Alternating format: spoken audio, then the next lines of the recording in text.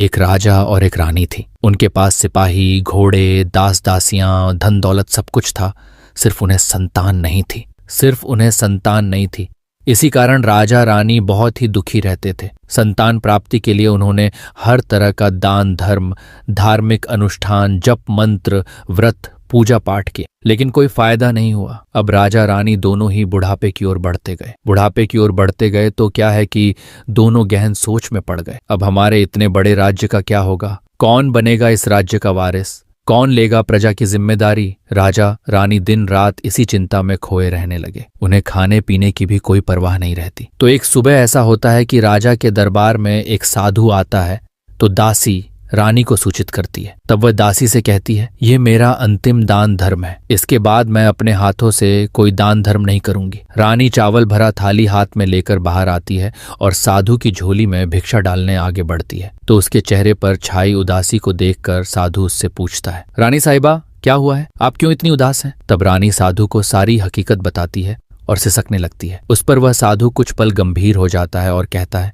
चिंता मत करना रानी साहिबा, आपकी संतान की इच्छा पूरी हो जाएगी। आपकी कोख से एक पुत्र जन्म लेगा। मात्र वह 14 साल तक ही आप लोगों को मिलेगा, उसके आगे वह इस धरती लोक में नहीं रह पाएगा। इससे बढ़कर आपको कुछ देना मेरे लिए संभव नहीं है। अपनी बात पूरी करते उसने अपनी झोली में हाथ डाला, थोड़ी सी भभूत निकालकर रानी को दी और कहा, आप और महाराज दोनों इसे बांटकर ग्रहण करना, तुम्हें जल्द ही पुत्र प्राप्ति होगी। इतना कहकर साधु अपनी राह चला गया। उसके जाने के बाद रानी सोचने लगी, 14 साल तो 14 साल ही सही, उतने समय के लिए हमें पुत्र तो मिलेगा, यही काफी है। उतने साल तक मैं उसे जी जान से बड़ा करूंगी, उसे ढेर सारा लाड़ दुलार दूंगी, अपनी संतान की मुराद पूरी करूंगी। उस रात अपना सारा राजकाज खत्म करके राजा जब रानी के महल में गए तो रानी ने क्या किया कि राजा को सारी बात बताई और साधु की दी भभूत राजा को दिखाकर बोली, साधु महाराज ने यह भभूत हम दोनों को ग्रहण करने को कहा है। राजा बोले, इतना दान धर्म किया,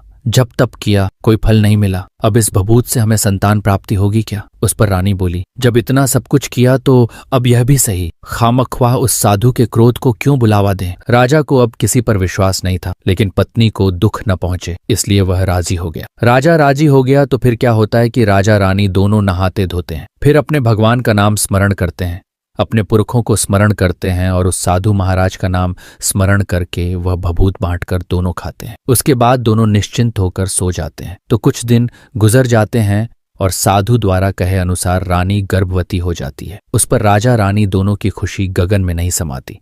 राजा रानी से बोला, महारानी सचमुच साधु महाराज की कृपा हो गई। तो 9 माह 9 दिन और 9 घंटे पूरे होकर रानी ने एक सुंदर गोरे चिट्टे पुत्र को जन्म दिया। राजा ने बड़ी धूमधाम से पुत्र का नामकरण किया। सारे राज्य में 8 दिन तक अपने राज्य के सभी भूखे को मनचाही खाना खाने का प्रस्ताव रखा। उत्सव मनाया गया। अब पुत्र की कुंडली देखने के लिए राज्य के सबसे विद्वान पंडित जी को बुलाया। तो कुंडली देखकर पंडित जी बड़े चिंतित हो गए। कहने लगे, महाराज हमारा राजपुत्र सिर्फ 14 साल तक हमारे पास रहेगा। राजा को इस बात की भनक थी ही, रानी को भी साधु महाराज की बात याद थी।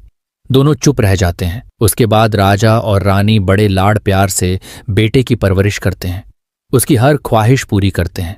थोड़े समय के लिए ही सही, भगवान ने संतान की अपनी मुराद पूरी तो कर दी। राजपुत्र दिन प्रतिदिन बड़ा होता है। जब वह 7 साल का हो जाता है तो राजा एक अच्छे गुरु की नियुक्ति करके उसे पढ़ाई लिखाई, राजशास्त्र, शस्त्र विद्या, घुड़सवारी इत्यादि 12 विद्याओं का शिक्षण देते हैं। जब वह सब शास्त्र विद्या में पारंगत हो जाता है और 12 साल की उम्र का हो जाता है, तब एक अच्छी सी राजकन्या खोजकर उसकी शादी कर देते हैं। तो 2 और साल बीत जाते हैं। बेटा 14 साल का हो जाता है। एक दिन राजपुत्र राजा से बोलता है, पिताजी मैं अपना सारा राज्य घूमकर देखना चाहता हूँ। आज तक मैंने सिर्फ इस राजवाड़े के अतिरिक्त कुछ नहीं देखा है।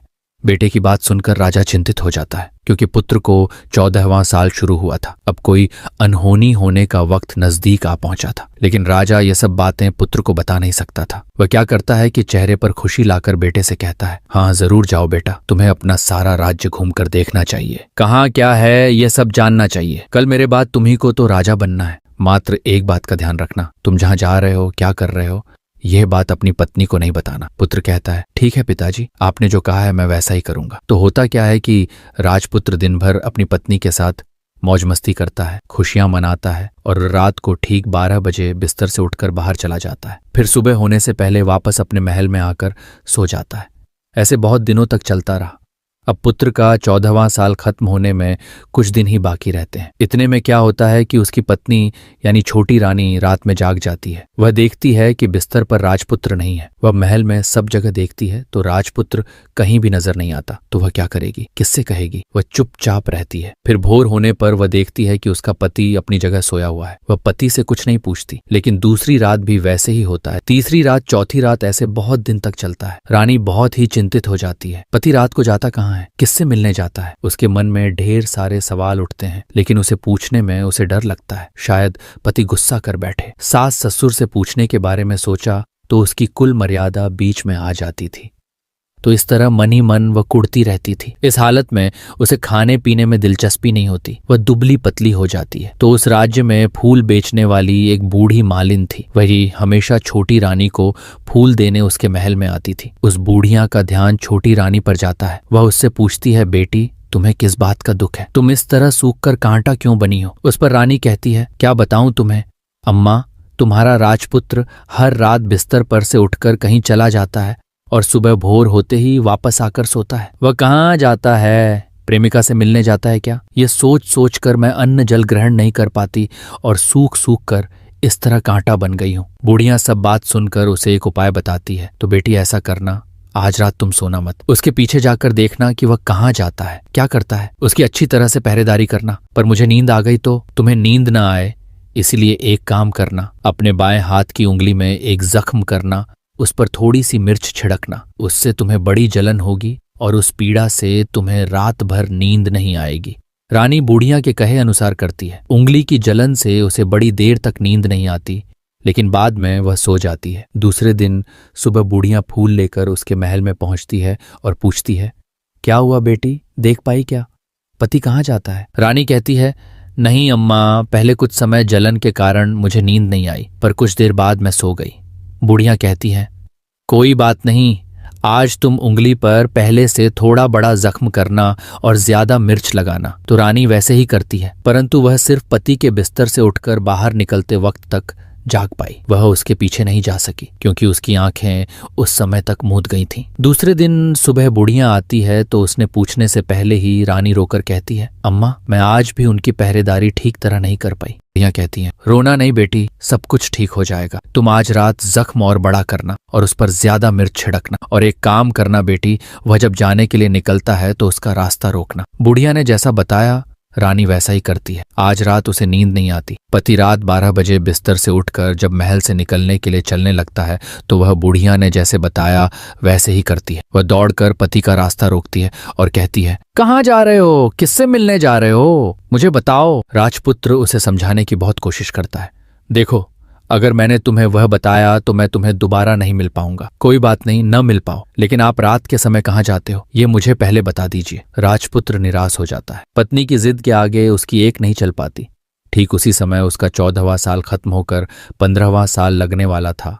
जो होता है वह हो जाने दो, वह सोचता है और कुछ चावल मंत्रों से सिद्ध करके पत्नी को देकर कहता है, इन चावलों के दानों को दोनों हाथों की मुट्ठी में पकड़ना। पहले दाएं हाथ में पकड़े चावल मेरे ऊपर फेंकना, मैं कौन हूं तुम्हें पता चल जाएगा। बाद में बाएं हाथ में पकड़े चावल मेरे ऊपर फेंकना, मैं जैसा था तुम्हें मिल जाऊंगा। लेकिन यदि तुम बाएं हाथ के चावल मेरे ऊपर फेंकना भूल गई तो मैं तुम्हें कभी नहीं मिल पाऊंगा। रानी बड़े आत्मविश्वास के साथ कहकर दाएं हाथ में पकड़े चावल पति के ऊपर फेंक देती है तो राजपुत्र एकदम एक विशाल घोड़ा बन जाता है। एकदम उम्दा, सफेद, गर्दन पर लंबी अयाल। देखते देखते वह तेजी से दौड़ने लगता है। रानी उस घोड़े को एकदम भौचक्की होकर देखने लगती है और पति ने बाएं हाथ के चावल फेंकने की जो बात कही थी वह भूल जाती है। उसकी आंखों के सामने घोड़ा महल से बाहर निकलकर चला जाता है।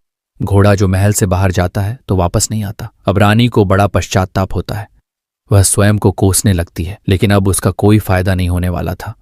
राजपुत्र अब वापस नहीं आने वाला था। सुबह होते ही महाराजा महारानी को सब बात पता चलती है। उन्हें बहुत दुख होता है। वे बिस्तर पकड़ते हैं और राह देखते हैं कि एक दिन उनका बेटा वापस आ जाए। इस तरह 1 महीना गुजरता है, 2 महीने गुजरते हैं, 3 महीने गुजरते हैं, आखिर 6 महीने पूरे होते हैं। राजपुत्र का कोई अता पता नहीं लगता। प्रधान राजपुत्र को ढूंढने के लिए राज्य के गांव-गांव सिपाही भेजता है, लेकिन उन्हें कोई सफलता नहीं मिलती। इधर रानी अपनी हठ के कारण पति गायब हो गया, यह सोचकर स्वयं को मन ही मन कोसती है और प्रण लेती है कि कुछ भी करके पति को ढूंढ लाएगी और उसे वापस घर लेकर आएगी। एक दिन वह सुबह उठकर सास ससुर के महल में जाती है और कहती है कि मैं अपने पति की खोज में जा रही हूं। महाराजा महारानी को और क्या चाहिए था, कुछ भी करके उनका बेटा उन्हें वापस मिलना चाहिए था। वे बहू को जाने की अनुमति देकर कहने लगे, बेटी तुम्हें जो चाहे वह करो, जहां जाना है वहां जाओ, लेकिन हमारे बेटे को वापस लेकर आओ, भगवान तुम्हें कामयाबी दें। अब रानी क्या करती है कि अपना शाही वेश बदलकर एक सेठानी बन जाती है। कुछ दास दासियों को, कुछ नौकरों को साथ में लिया, कुछ सामान साथ लिया और राज्य की सीमा पर जाकर वहां एक भोजनालय खोल दिया। वहां आने वाले सब यात्रियों को खाना मुफ्त में देने लगी। मात्र एक शर्त रखी कि खाने वाले को उसकी देखी कोई अजीब चीज उसकी मालकिन को यानी राजकन्या को बतानी पड़ेगी। तो वहां आने वाला हर नागरिक अपनी तरफ से मैंने यह देखा, मैंने वह देखा कहकर वहां से मुफ्त खाना खाकर जाता था। परंतु रानी को जो बात चाहिए थी वह अब तक मिली नहीं थी। ऐसे ही कुछ दिन बीत गए तो इधर क्या होता है कि रानी के महल फूल लेकर जाने वाली बुढ़िया के एक बेटा और बहू थे। उनका एक छोटा बेटा था, यानी बुढ़िया का एक पोता था। तो बेटा और बहू सुबह काम के लिए निकलते थे तो पोते को संभालने की जिम्मेदारी बुढ़िया पर रहती थी।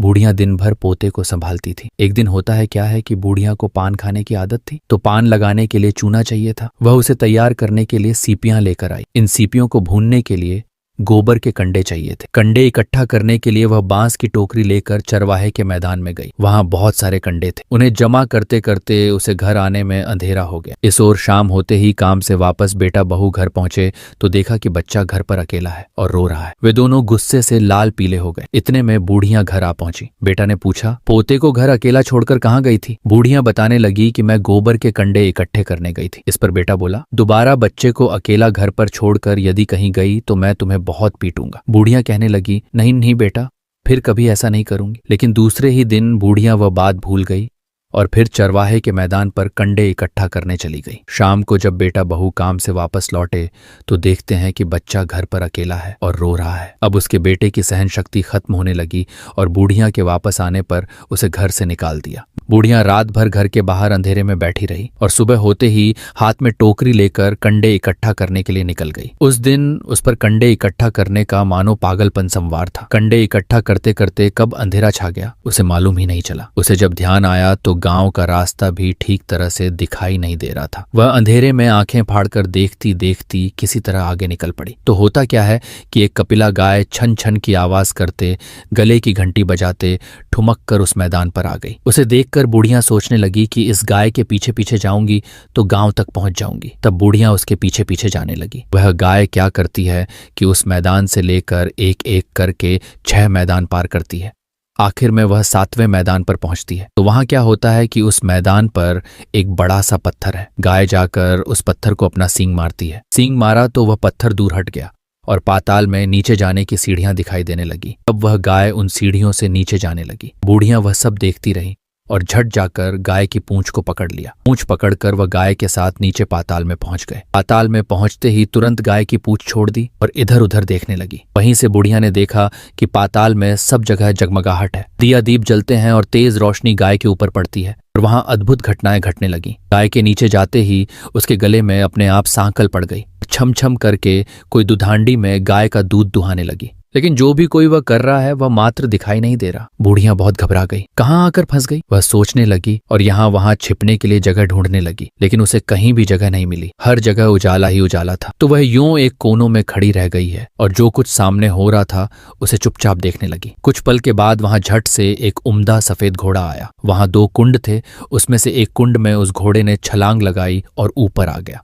अब उसे राजपुत्र का रूप प्राप्त हो गया। राजपुत्र बनने के बाद उसने दूसरे कुंड के पानी में स्नान किया। वहां रखे नए कपड़े पहने हैं। नजदीक ही एक सुंदर पलंग था, उस पर आकर वह बैठ गया। उसके सामने अपने आप 5 पकवानों की थाली आ गई, दूध की एक प्याली आ गई, 5 सुपारी आ गए। उसके सामने एक दिया जलता रहा। राजपुत्र ने खाना खाया, दूध पिया, 5 सुपारी खाया और बिस्तर पर लेट जाने से पहले सूर्यदेव का स्मरण करके सामने जलते दिए से पूछा, दिए दिए दीपंकर, मेरे माता पिता क्या कर रहे हैं? दिया बताने लगा, बेटे के शोक में डूबे हैं। राज्य कौन संभाल रहा है? राज्य प्रधान संभालता है। मेरी पत्नी क्या करती है? उसने चौराहे पर भोजनालय शुरू किया है और आते जाते लोगों से वह नई खबर के बारे में पूछती है। दिए के यह कहते ही राजपुत्र कहते लगा, ठीक है। उसके बाद वह सो गया। बूढ़ियां कोने में खड़ी रहकर यह सब देखती रही। ऐसी अद्भुत घटना उसने जिंदगी में पहली बार देखी थी। उसे अंदर ही अंदर चुलबुलाहट होने लगी। वह अपनी भूख प्यास भूल गई और आगे क्या होता है कि उसे उत्सुकता से देखने लगती है। लेकिन उसके बाद और कुछ घटनाएं नहीं घटती। रात गुजर गई और सुबह हो गई। सुबह होने पर पलंग पर सोया राजपुत्र उठा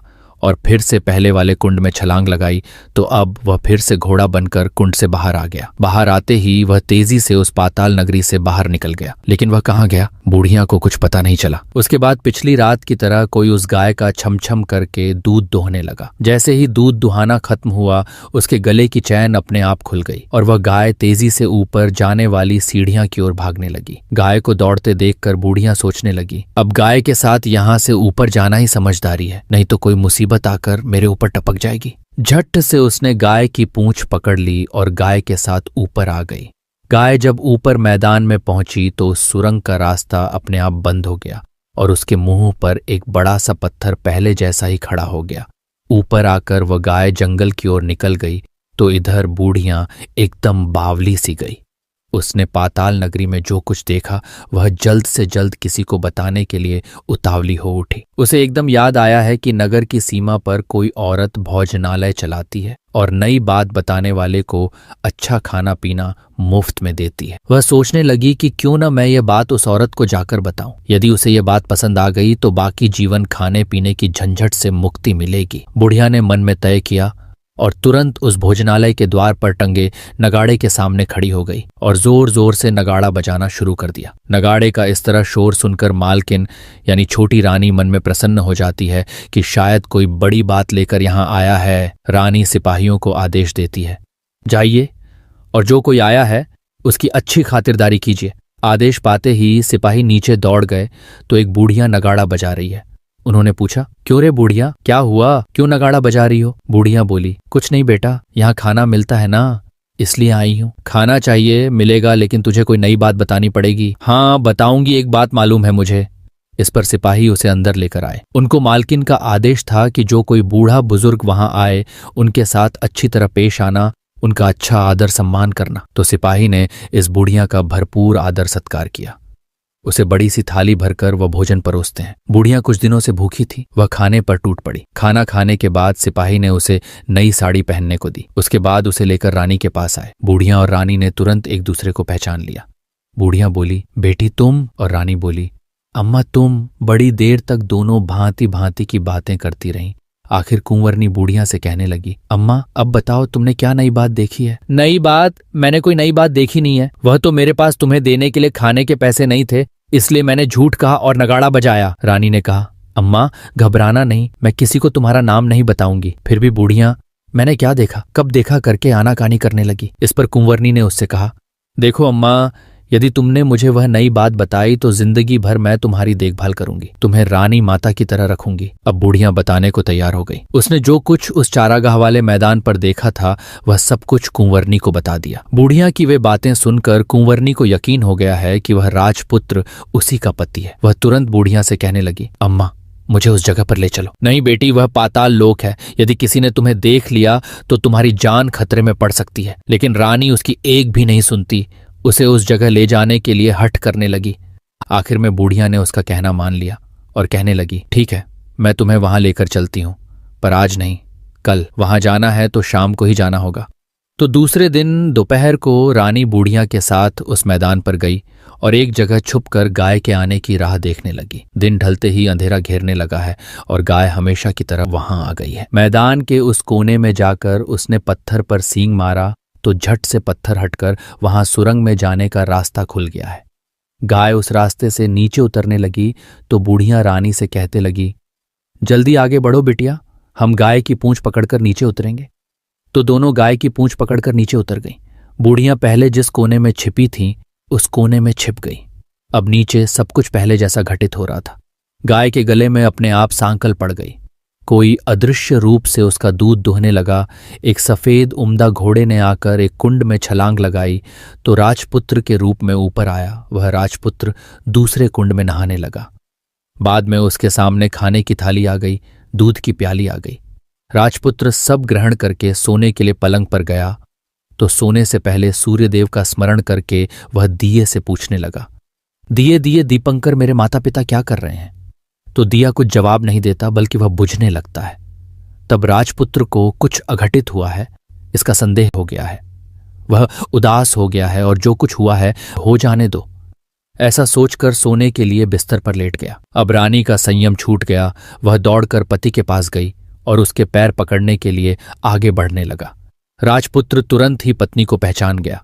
वह झट से पीछे हट गया और चिल्लाने लगा, नहीं, मुझे मत छूना, सर्वनाश हो जाएगा। रानी दोनों हाथ जोड़कर पति से अपनी भूल स्वीकार करने लगी। स्वामी, मुझसे भूल हो गई। मुझे आपसे नहीं पूछना चाहिए था कि आप रात को कहाँ जाते हो। मैं अपनी भूल स्वीकार करती हूँ। मुझे मेरी भूल की सजा मिल गई है। अब आप घर चलें। आपके वियोग में आपके माता पिता ने बिस्तर पकड़ लिया है। आपकी प्रजा भी बहुत दुखी है। उस पर राजपुत्र कहने लगा, वही तो एक बार तुम गलती कर बैठी हो, अब दोबारा मत करना, नहीं तो अब मैं तुम्हें जो दिख रहा हूं वह भी नहीं दिखूंगा। रानी अब विलाप करने लगी, जोर जोर से जमीन पर सिर पटकने लगी। राजपुत्र के मन में उसके प्रति दया उत्पन्न हो गई। वह उससे कहने लगा, यदि तुम मुझे पाना चाहता हो तो तुम्हें एक काम करना होगा। काम कठिन है, लेकिन वह तुम्हें अकेले करना होगा। कहो स्वामी, कितना भी कठिन काम हो मैं वह पूरा करूंगी। रानी कहने लगी। इस पर राजपुत्र ने उसे बताया, इस पाताल से ऊपर जाते ही तुम्हें एक घना जंगल नजर आएगा। ऐसे 6 जंगल पार करने के बाद 7वां जंगल मिलेगा। वह जंगल सबसे घना है। उस जंगल में बीचों बीच एक पीपल का पेड़ है। उसके आसपास की जगह पत्ते, फंदे, जटाएं, कांटे इत्यादि से ढक चुकी है। वहां बाघ, शेर, भालू, सांप सभी धमा चौकड़ी बैठती है। तुम्हें उन सब को भगाकर वह जगह साफ करनी है। उसकी गोबर से लिताई करके पवित्र बनाना है, रंगोली से सजाना है। उसके बाद वहां धूप, कपूर, अगरबत्ती जलानी है। फूल, कुमकुम से पेड़ की तने की पूजा करनी है। दूध दही से बने चावल का भोग चढ़ाना है। ये सब तुम्हें दोपहर को 12 बजने के पहले करना है। 12 बजने के समय तुम्हें उस जगह पर बैठकर सूर्य भगवान का ध्यान करना है। ठीक 12 बजे सूर्य भगवान का रथ वहां उतरेगा। वे वह सब देखकर खुश हो जाएंगे और कहेंगे, जिस किसी ने यह सब किया है उसे मैं मनचाहा फल दूंगा। तो तुम सामने जाकर उसके रथ का दाहिना घोड़ा मांगना, मैं तुम्हें मिल जाऊंगा। इतनी बात कहकर राजपुत्र अपने पलंग पर सो गया और छोटी रानी भोर होने की राह देखने लगी। भोर होते ही वह बुढ़िया के साथ गाय की पूंछ पकड़कर ऊपर आ गई। ऊपर आने के बाद वह बुढ़िया से कहने लगी, अम्मा, अब मैं अकेले ही आगे जाऊंगी, तुम भोजनालय वापस जाओ। वह जंगल में जाकर राजपुत्र की बताई जगह ढूंढने लगी और खुद वह जगह साफ कर दी।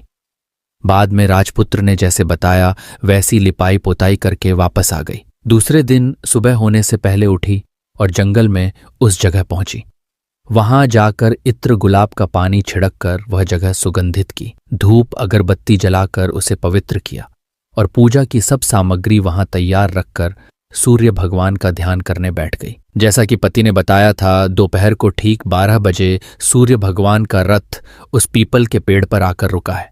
सूर्य भगवान ने जब रथ से नीचे देखा तो सुगंधित वातावरण देखकर बहुत प्रसन्न हो गए। फिर वे बोले, जिस किसी ने यह काम किया है वह यहां आकर आज मुझसे कुछ भी मांगे, मैं उसे दे दूंगा। रानी ने जब ये शब्द सुने तो बिना समय गंवाए दौड़कर उनके सामने आ गई और उनको नमस्कार करके बोली, भगवान, वह मैं ही हूं, मैंने ही यह जगह साफ की है। अच्छा, तो तुम्हें जो चाहिए वह मांगो। भगवान, मुझे आपके रथ का दाहिना घोड़ा चाहिए। सूर्य भगवान बोले, नहीं, मैं तुम्हें और कुछ भी दे सकता हूं, लेकिन यह घोड़ा नहीं दे सकता। मेरे रथ के 12 घोड़े हैं। तुम चाहो तो कोई और घोड़ा मांग लो, लेकिन यह दाहिना घोड़ा नहीं, वह मैं तुम्हें नहीं दे सकता। छोटी रानी ने एक नहीं सुनी। वह सूर्यदेव से एक ही बात कह रही थी, वही दाहिना घोड़ा दे दीजिए, नहीं तो मैं आपके पैरों में गिरकर अपनी जान दे दूंगी। अब सूर्यदेव धर्म संकट में पड़ गए। उन्होंने वचन दे दिया था, अब अपने वचन से पलट भी तो नहीं सकते थे। ठीक है, दे दिया तुम्हें घोड़ा, सूर्यदेव ने कहा। फिर एक बात और भी कही, देखो मैंने तुम्हें घोड़ा तो दिया है, लेकिन वह तुम्हें यहाँ नहीं मिलेगा, तुम्हें उसे पाताल में जाकर लाना होगा। रानी बोली, पाताल में ही क्या भगवान, मैं उन्हें पाने के लिए कहीं भी जा सकती हूँ। रानी को वचन देकर सूर्यदेव अपने मार्ग चले गए और इधर रानी जंगल से अपने भोजनालय में आ गई। फिर वह बूढ़िया को लेकर उस मैदान पर आ गई। जल्दी ही शाम हो गई। शाम होते ही वहां वह गाय आ गई और उसने सींग मारकर सुरंग का पत्थर हटाया तथा नीचे उतरने लगी। रानी और बूढ़िया जल्दी जल्दी उसकी पूंछ पकड़कर नीचे उतर गईं। नीचे पाताल में सब घटनाएं पहले की तरह ही घटने लगी। घोड़े का एक कुंड में नहाकर राजपुत्र बन जाना, नहा धोकर पलंग पर जाकर बैठना, तो उसे खाने की थाली, दूध की प्याली आना। लेकिन आज एक बात नहीं घटी। आज दो दो थाली, दो दो दूध की प्याली, दो दो पान बीड़े उसके सामने आए। वह कुछ नहीं बोला। अपने हिस्से की थाली खाकर, दूध पीकर और पान बीड़ा चबाकर वह सोने चला गया और हमेशा की तरह दिये से पूछने लगा, दिये दिये दीपंकर, मेरे माता पिता क्या करते हैं? दिया ने बताया, वे दोनों तुम्हारे शोक में मरने की स्थिति में पहुंच गए हैं। झट से उसकी आंखों से आंसू टपकने लगे। फिर वह पूछने लगा, दिये दिये दीपंकर, मेरा राज्य कौन चला रहा है? तुम्हारा राज्य प्रधान चला रहा है और वह सब कुछ हड़प चुका है। वह प्रजा पर बहुत अत्याचार कर रहा है। यह सुनकर राजपुत्र को बहुत गुस्सा आया। वह गुस्से से अपनी मुट्ठी भींचने लगा। अब वह पूछने लगा, दिये दिये दीपंकर, मेरी पत्नी क्या कर रही है? अब दिया कुछ नहीं बोला, चुप रहा। अब रानी का संयम जवाब दे गया। वह दौड़कर पति के गले लग गई। अब मैं तुम्हें मिल गया, राजपुत्र कहने लगा। सच कहते हो? अब आप फिर से घोड़ा तो नहीं बनेंगे ना? नहीं, दोबारा घोड़ा नहीं बनूंगा मैं। तुमने जो इतने सारे कष्ट उठाए हैं मुझे पाने के लिए, इसलिए सूर्यदेव ने मुझे सदा के लिए घोड़े के जन्म से मुक्त कर दिया है, राजपुत्र ने बड़े प्यार से कहा और उसे गले लगाया। उसके आंसू पहुंचे। कुछ देर बाद भोर हो गई तो गाय की श्रृंखला टूटकर वह ऊपर धरती लोक जाने लगी। रानी, राजपुत्र और बूढ़ियां उसकी पूंछ पकड़कर ऊपर आ गए। ऊपर आने पर वे सीधे भोजनालय में पहुंचे।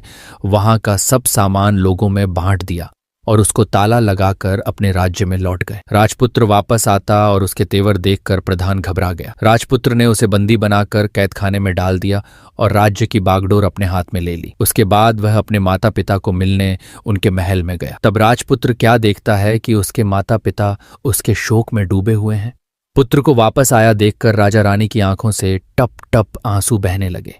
उन दोनों ने पुत्र को गले लगाया, उसे प्यार से सहलाया। इतना होने के बाद उनके सेहत में एकदम सुधार आने लगा। वे अब बिस्तर से उठकर बैठ गए हैं। पुत्र को आशीष देने लगे। राजपुत्र के आने की खबर तुरंत राज्य भर में फैल गई। प्रजा खुशी से फूली नहीं समाई। प्रजाजन राजमहल के सामने इकट्ठे हो गए। राजपुत्र ने भी उन्हें दर्शन दिए और आज से उन्हें कोई दुख नहीं पहुंचाएगा, ऐसा वचन भी दिया। अब राजा अपने पुत्र का राज्याभिषेक करके उसे सिंहासन पर बिठाता है और बहू को महारानी का दर्जा देता है और स्वयं अपनी पत्नी के साथ ईश्वर को स्मरण करते खुशी से दिन बिताती है। महाराजा बना राजपुत्र अच्छी तरह से राज्य चलाने लगा और अपनी पत्नी के साथ सुख शांति से जीवन बिताने लगा। उस बूढ़िया को रानी ने अपने ही पास रख लिया। उसकी अच्छी तरह से देखभाल करने लगी। बूढ़िया और उसके बुढ़ापे के दिन खुशी से गुजरने लगे।